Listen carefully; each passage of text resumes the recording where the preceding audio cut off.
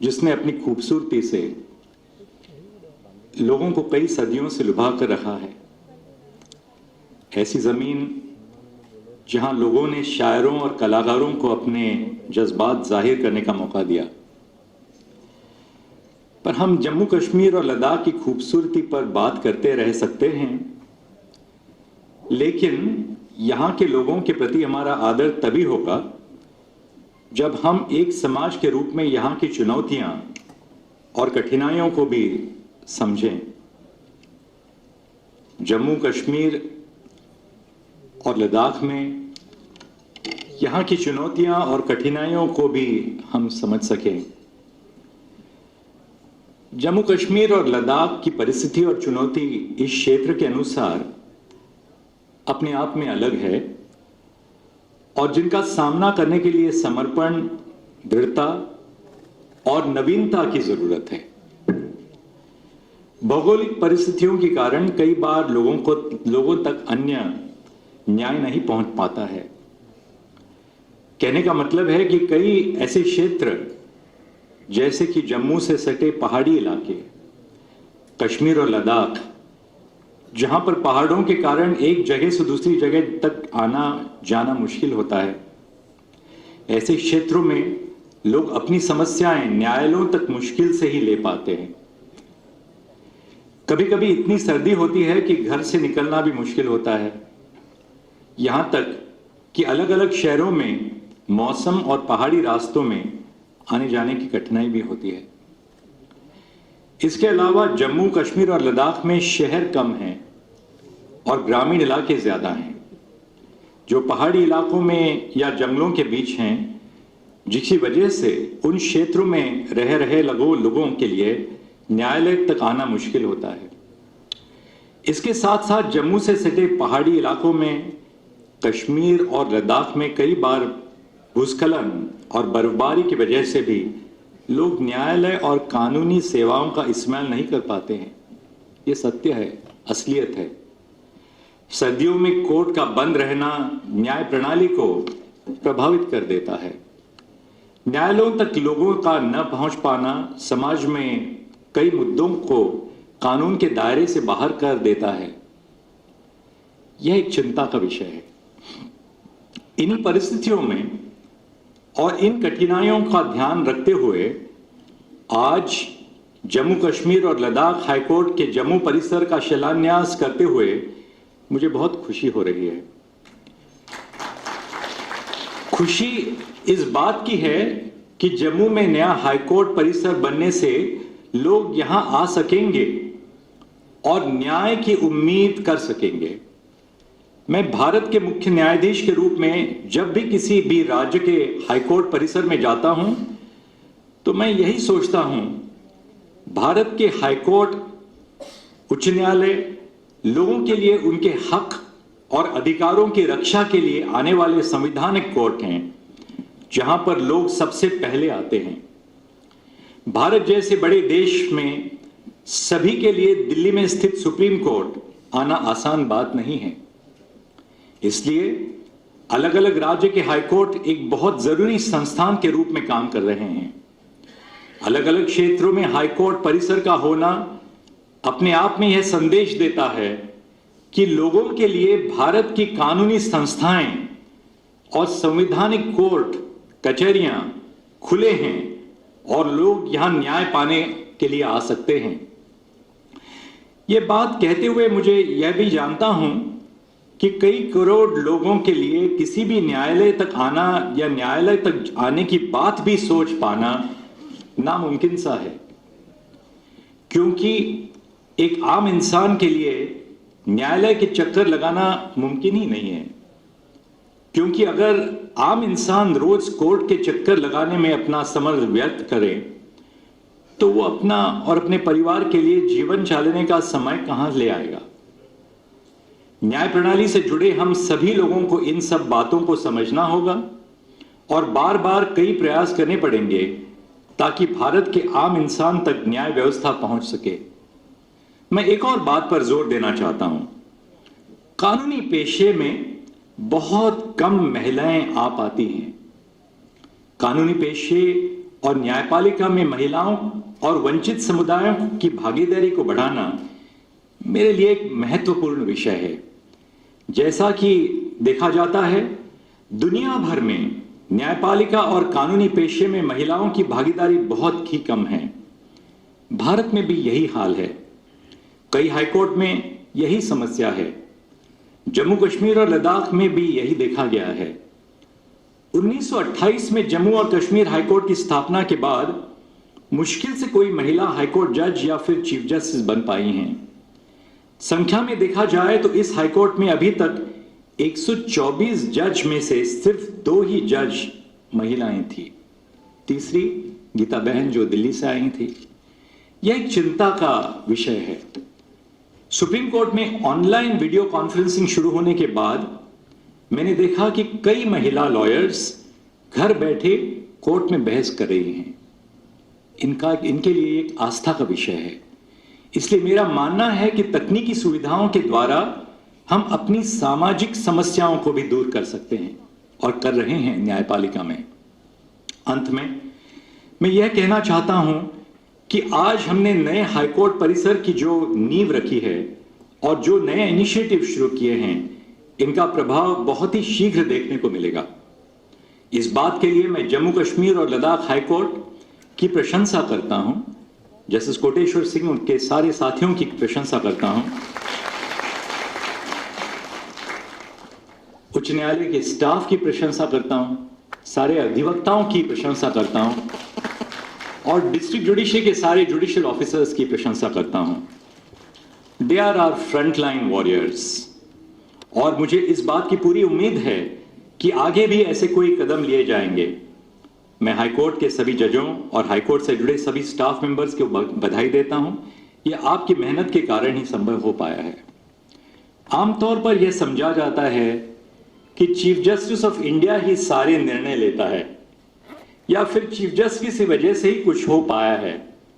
पर मेरा मानना है कि बदलाव लाने के लिए सभी के सहयोग की जरूरत है और चीफ जस्टिस भी दूसरों के सहयोग के जरिए ही आगे बढ़ पाता है। अंग्रेजी भाषा में हम कहते हैं that the chief justice is the first amongst equals। आपको लैटिन के शब्दों में रुचि है तो चीफ जस्टिस को प्राइमस इंटर पेरेस कहते हैं। चीफ जस्टिस तो एक महज एक जज है, पर सबके साथ वो परिवार का हेड माना जाता है। ये मेरा व्यक्तिगत अनुभव भी है। इसलिए आप सबसे अनुरोध है कि न्याय व्यवस्था को और बेहतर बनाने के लिए अगर कोई भी सुझाव हो तो मेरे कार्यालय के दरवाजे देश की जनता के लिए हमेशा खुले हैं। मेरे लिए न्यायपालिका का मतलब है एक ऐसी व्यवस्था जो जन जन तक पहुंच सके और उनको न्याय दे सके। अन्याय को हराना हमारी व्यवस्था का मुख्य उद्देश्य होना चाहिए। मुझे यहां आमंत्रित करने के लिए आप सभी का बहुत बहुत शुक्रिया। आज के इस ऐतिहासिक दिन में मैं समझता हूं कि हम सबके लिए खुशी का विषय है। संचार प्रौद्योगिकी के इस्तेमाल से ये जस्टिस डिलीवरी सिस्टम को अत्याधुनिक, सहज एवं सरल बनाने के जो प्रयास हुए हैं उसकी मैं सराहना करता हूं। एक घटना मुझे याद आती है। मैं 7 अगस्त 2020 को आया था। 28 अक्टूबर को अंतिम शुक्रवार था। उस समय जो हमारे चीफ सेक्रेटरी थे उन्होंने कहा साहब आज दरबार मूव हो रहा है, श्रीनगर से जम्मू जा रहा है, आपको वहां मौजूद रहना पड़ेगा। तो मैं गया, वहां देखा तो मेरी आंखों के सामने 217 ट्रकों में फाइल लग करके श्रीनगर से जम्मू आ रही थी। मैंने पूछा क्या है? कहा दरबार मूव हो रहा है। हमने कहा एक ऐसा दरबार है जो ट्रक में मूव होता है। फिर हम लोगों ने तय किया कि अगली बार जब जम्मू से श्रीनगर जाएंगे तो कोई ट्रक वापस नहीं जाएगी। और मुझे खुशी है कि आज जम्मू कश्मीर प्रशासन का हर कार्यालय पूरी तरह से प्रौद्योगिकी पर आधारित है और देश में सबसे ज्यादा ई सर्विसेज आज जम्मू कश्मीर प्रशासन ने ही जनता के लिए उपलब्ध कराई। ई गवर्नेंस में यूटी श्रेणी में हम प्रथम हैं और इस सभागार में मैं सर्वोच्च न्यायालय के मुख्य न्यायाधीश और अन्य न्यायाधीशों के समक्ष ये बात जिम्मेदारी से कहना चाहता हूं कि अगले वर्ष जब भारतवर्ष में रैंकिंग होगी तो जरूर हम नंबर 1 होंगे। ऐसी कोशिश हम सब कर रहे हैं। न्याय तंत्र में भी टेक्नोलॉजी की सहूलियत से मैं समझता हूं कि जनता को ढेर सारी सुविधाएं मिलेंगी और भारत के मुख्य न्यायाधीश महोदय ने जो इसके लिए प्रयत्न किया है, मैं समझता हूं कि ये देश उनका कृतज्ञ रहेगा। ई कोर्ट सर्विसेज को प्रतिदिन मिल रहे लाखों हिट्स, नागरिक केंद्रित प्रयास और ईज ऑफ जस्टिस एवं डिजिटल सशक्तिकरण यह स्वाभाविक रूप से बस दिखाई पड़ रहा है। यह प्रयास इस बात का भी उदाहरण है कि टेक्नोलॉजी अपनी क्षमता, संसाधन और ऊर्जा का उपयोग करके एक कल्याणकारी राज्य की परिकल्पना को साकार कर सकती है और लोगों के जीवन में सहजता और सुगमता ला सकती है। हमारी नीतियों और उनके कार्यान्वयन का भार देश की संसद, कार्यपालिका, न्यायपालिका के मिले जुले संतुलन से जुड़ा हुआ है। देश के नीति निर्माताओं ने संविधान के द्वारा समाज के सभी वर्गों को न्याय, समानता और स्वतंत्रता की गारंटी प्रदान की और यह सुनिश्चित किया कि सभी संस्थाएं आम नागरिकों के लिए हितकारी हों तथा विविधता में एकता को हम सब कायम रख सकें। इन 75 सालों की यात्रा में देश ने सकारात्मक उन्नति की है। सभी लोकतांत्रिक संस्थाओं ने मूल्यों को अक्षुण्ण बना रखते हुए आम नागरिकों की आशाओं और आकांक्षाओं की पूर्ति के लिए अपनी क्षमता भर प्रयास किया है। ये कहना मुनासिब होगा कि संविधान की छत्र छाया में, संविधान के निर्देशन में जन जन की सामूहिक ताकत ने विकास का एक लंबा रास्ता तय किया है तथा हर भारतीय की राष्ट्रीय पुनर्निर्माण की प्रतिबद्धता ने आज भारत को एक बड़ी शक्ति के रूप में पूरी दुनिया में प्रतिष्ठापित किया है। मिश्रा जी ठीक कह रहे थे, अनंत काल से ही हमारे देश ने मानवता का मार्गदर्शन किया है और आज एक बार फिर पूरी दुनिया भारत की ओर आशा भरी निगाहों से देख रही है। This gathering has created a great reference for justice, that is Nyaya or Insaf. And justice, Nyaya and Insaf, these have been watchwords of the governance of India from time immemorial. Ramarajya, which